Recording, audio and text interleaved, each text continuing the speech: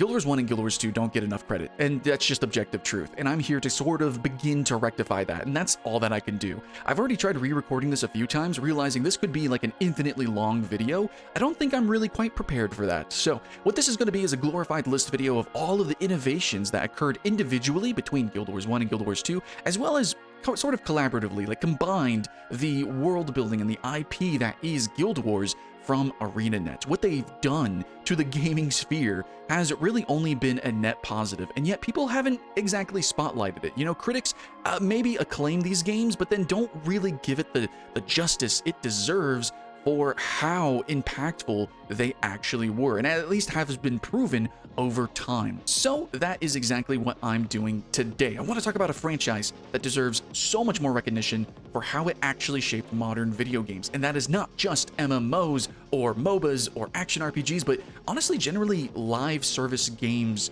I mean, some beloved games like Final Fantasy XIV, Destiny, Diablo, and many others. We're going to talk about how they were directly influenced and only were as good as they could be because of mechanics that were crystallized within the Guild Wars universe. So if that sounds exciting, let's keep the hype alive and let's run down this list of stuff and things that make these games important. So starting out, I really want to talk about the deck building combat system in Guild Wars 1. Now, I'm not some sort of Guild Wars 1 savant. I don't know everything about it, but what I do know is that its kind of main selling point in terms of mechanics is that you can build your character and that it has a lot of TTRPG influence. If you've played through Baldur's Gate, or maybe you yourself played Dungeons & Dragons, you know what it feels like to kind of pick and choose the abilities whenever you level up, or you know, you're doing your daily thing and you're like, yeah, you know, today I'm going to bring this for the dungeon, we're going to do this. And it's like, it feels like a deck building experience, right? Like vaguely, kind of. And this is definitely before the deck builder, you know, roguelike craze that we have right now. Guild Wars 1 did that and still does that. In fact, today you can still find streams of people playing this very old 20-year-old game just because it's so cool to replay and retry new challenges, of trying out new builds, class combining, and just really from ability to ability, acquiring them, experiencing the role play of that, the Ludo narrative of that experience, and then of course the challenge of it. Like, oh, what if we just use these abilities? Or what if our party composition was kind of like this and it was weird and wacky or whatever?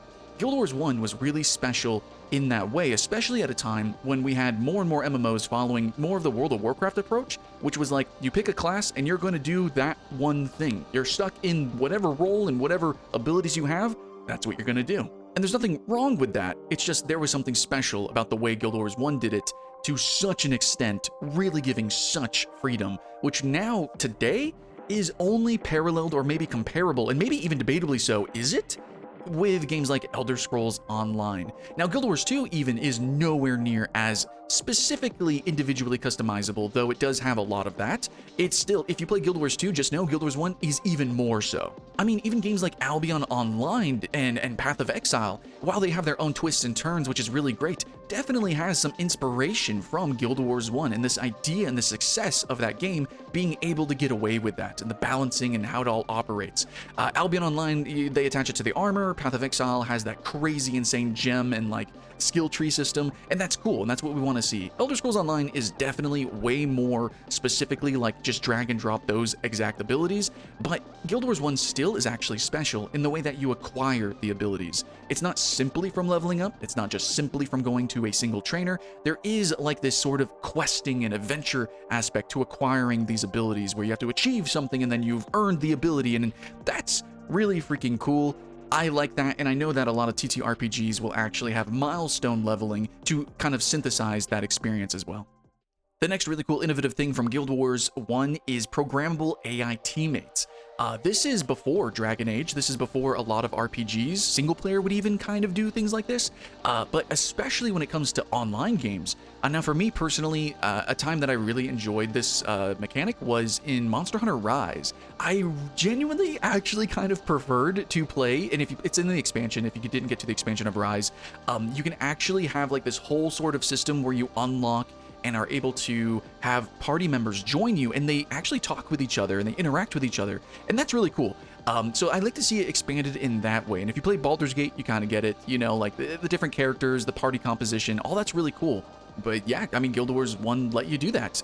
Being this kind of not an MMO, kind of not an online game, but like it is an online game and like also has MMO features, it's just an awesome quality of life feature that sometimes can rival playing with other players. I mean, sometimes like there's a real reason why you want AI units that you can actually control. So the hero system, it's really special. You can micromanage the party's builds, the gear, a little bit the AI behavior, and this is before, Star Wars: The Old Republic companions, Final Fantasy XIV trusts, as well as many other games, right? So this is really cool that we're seeing this sort of quality of life, sort of accessibility feature that's being added to MMOs, but Guild Wars 1 just sort of hit the ground running and did it first. And now that we're seeing sort of like the innovations with Where Winds Meet, which it doesn't exactly do this, but I'm just saying like the idea of like a game needing to be just an MMO or just a single player RPG or just a co-op game, Guild Wars 1 didn't care. It was just gonna do its own weird, wobbly, timey-wimey thing. It doesn't matter. It's like, don't call us an MMO, just experience what we have to offer, and it's a lot. And we're gonna give you the tools so that you can do it at your own pace in the way that you want to. And I think that's amazing, and way more games need to do it, and luckily we are seeing that happen. Again, very likely due to the success and influence originally from Guild Wars 1. But now here's something that's a little harder to attribute directly to Guild Wars 1, but at least when it comes to, I think, the West and the popularity of online gaming. You have to remember that back in the day, we didn't quite have an idea of how we were going to play online games. We didn't know about battle passes or how to utilize FOMO or what seasonal events really could be, like from Fortnite. All this stuff was very strange, and Guild Wars didn't just make all of that, and in fact, it didn't even do this point, which was the idea of having a hub, instance missions, and it's really just the overall gameplay loop of Guild Wars, how it's like, is this kind of an MMO? Is it not? What is this? There's been a lot of games that have utilized this stuff from, I guess, a long time ago. I mean, there's been games that have had lobbies, or you could even say, like, they used to be called MMOs, but they weren't really MMOs, like Phantasy Star. You have Monster Hunter, where it's like, there's a hub town, and like, you can then queue up and go on instance missions with people. But the way that Guild Wars did it, especially for the West, was kind of innovative and new. So this idea that there is this hub zone that you then, it feels like an MMO, and you have this cross progression with characters and other people, and then you can go and play with other players or not, or do whatever you want. Single player, I don't care. This weird, strange, like almost undefined nature of it gave it such gravity, I'll say, in terms of like the perception of what this game was, that it was able to contend with big, giant, massive MMOs. I mean, at the time, RuneScape was pretty popular, and it was directly compared to that because, RuneScape, I guess you could technically play for free for a little bit without paying a sub fee, but Guild Wars 1, it championed itself as not having a sub fee, even though that didn't make sense for the type of game that it was.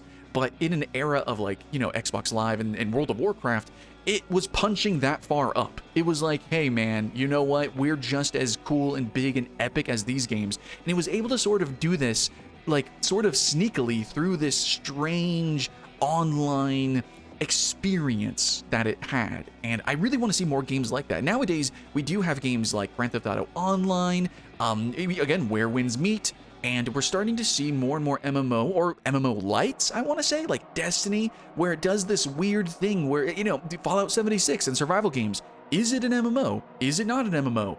I like to have that conversation, but what's most fun to me are these fringe cases where it's like, whoa, dude, like they get what makes an MMO cool, they're stealing those mechanics, and they're just trying to make a dope, unique, like third space for us to play in and hang out with and do what we want with it. It's a soft online sandbox in a sense, and I just, I've got a feeling we're going to see a lot more of that. It's taken a long time to kind of get there, but even with like battle royale games, we're starting to see that, form a little bit more with like people just hanging out or just making dance parties in Fortnite or, the big concerts and things, which definitely carries over with Guild Wars 2 with the seasonal events, but we're going to get to that. Still, it's pretty cool that for Guild Wars 1, the instance missions plus modern hub looter structure is something that you obviously see in games like Warframe, Monster Hunter, etc. It wasn't originating here, but they just did it so great and really showed the West how it's done. Honestly, if I had to pick a game that was like my favorite version of this, it's not technically Monster Hunter, which really only recently had like a more social hub town system. I actually really like the game called Dragon Nest. If you guys play Dragon Nest, yeah, I like that game. Okay, so the next thing that I want to talk about, because we are talking about the looter structure, let's segue into the gear treadmill. So this also carried over to Guild Wars 2, and a lot of these ideas were like amplified, obviously moving to the MMO. But the idea that it's super easy to level up was so weird, especially at a time with World of Warcraft being a sort of long grind. RuneScape is only that. The idea here is that Guild Wars 1 just capped you at level 20.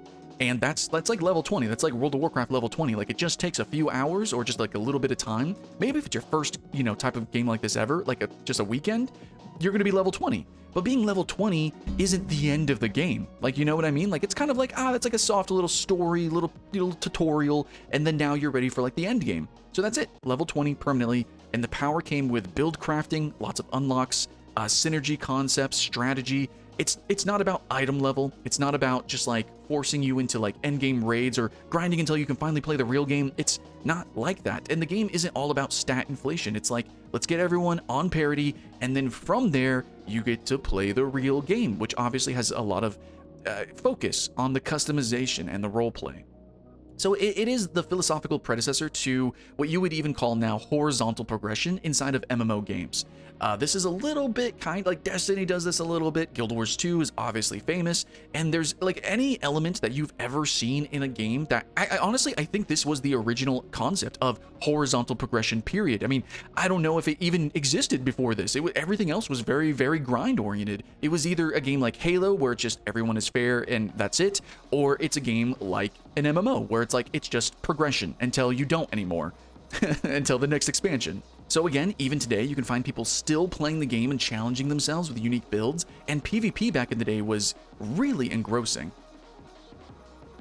Ooh, another good segue. Let's talk about esports, because this surprised me. I didn't know this. I didn't at the time. I was not like a competitive gamer in that way for like MMO kind of games. And the truth is like that kind of didn't exist. World of Warcraft arenas wouldn't be around or in the shape that they are today for kind of a long time.